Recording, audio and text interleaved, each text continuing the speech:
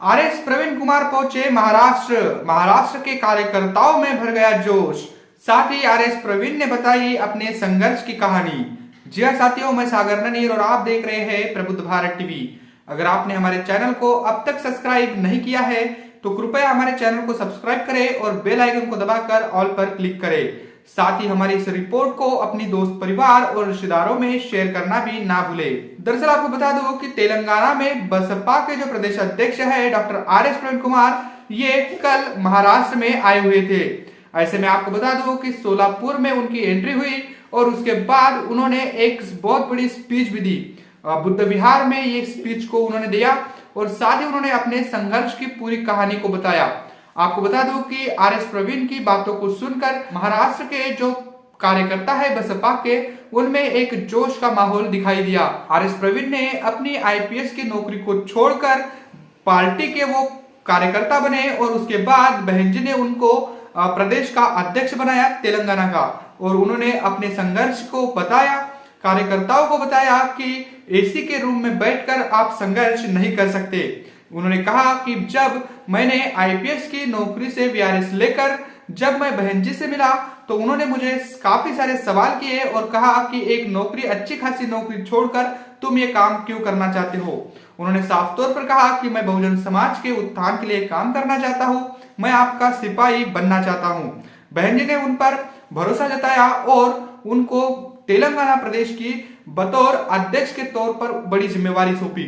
उन्होंने कहा कि मैं जब से प्रदेश अध्यक्ष बना, मैं एसी के कमरों में नहीं बैठा, मैं कार्यालय पर नहीं बैठा, मैंने एक टारगेट फिक्स किया और तेलंगाना के मतलब गांव देहातों में जाकर पार्टी को मजबूत किया। उन्होंने कहा कि मैंने 4000 प्लस गांवों की यात्रा की और तकरीबन 40,000 किलोमीटर से ज्यादा मतलब यात्रा की और बहुजन समाज में एक चेतनामय वातावरण पैदा किया।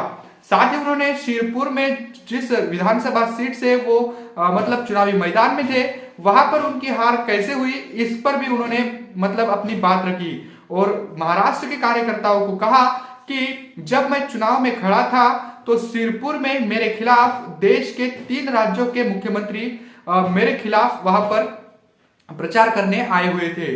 उन्होंने प्रचार किया कि अगर आरएस प्रवीण कुमार आते हैं तो आपके यहाँ मंदिरों को उद्ध्वस्त करेंगे और यहाँ पर बहुजनवाद को कायम करेंगे।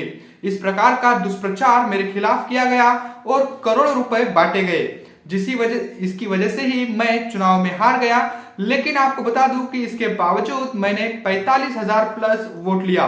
तो इन तमाम बातों को उन्होंने कहा और साथ ही बहुजन आंदोलन को सफल बनाने के लिए भी उन्होंने काफी बातचीत महाराष्ट्र के कार्यकर्ताओं के साथ की। आपको बता दूं कि तेलंगाना में पहले जो बसपा की स्थिति थी वो अब काफी मजबूत हो चली है। इसी के साथ आपको बता दूं कि महाराष्ट्र की भूमि पर आकर उन्होंने खुद को गौरवान्वित महसूस किया और महाराष्ट्र के कार्यकर्ताओं को आपकी जिम्मेवारी सबसे ज्यादा है इसका भी उन्होंने मतलब जिक्र किया। ऐसे में आपको बता दूं कि महाराष्ट्र में अब बसपा जो है वो 2024 के लोकसभा चुनाव के लिए काफी मेहनत कर रही है और मतलब चुनावी मोड़ में दिखाई दे रही है।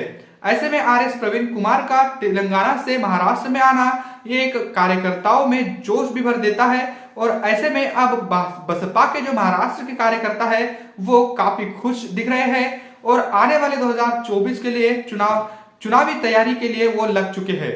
तो ये बड़ी खबर है, डॉक्टर आरएस प्रवीण कुमार तेलंगाना से महाराष्ट्र की में आए हैं और यहाँ पर बसपा के कार्यकर्ताओं का हौसला उन्होंने अफजाई किया।